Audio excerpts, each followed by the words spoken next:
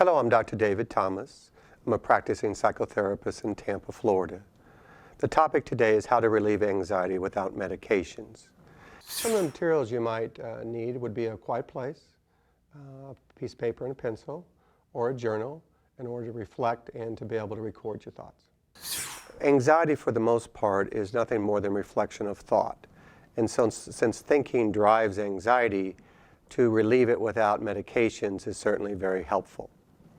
So if we go with the idea that thinking drives anxiety, we want to have a model to use in order to change or minimize that anxiety. The model that we typically use is what we call an ABC model. The A of the model is the activating event, stressors, that's what you get anxious about. C of the model, which is a consequence, that's the feeling and the subsequent behaviors. And B of the ABC models is beliefs.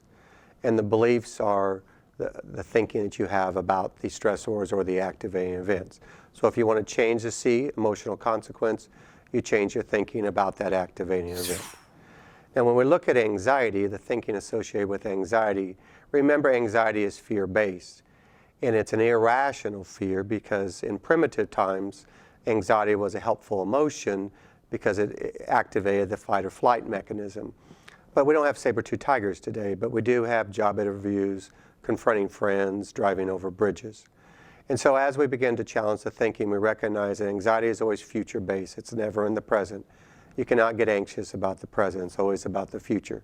So you have a what if, something in the future, and then some catastrophizing or awfulizing statement, exaggeration of how bad the event is, and then some idea that you can't stand, can't deal, can't cope with whatever that stressor is. And so if you begin to attack or dispute that type of thinking, you bring the anxiety down. Again, this is Dr. David Thomas looking at how to reduce anxiety.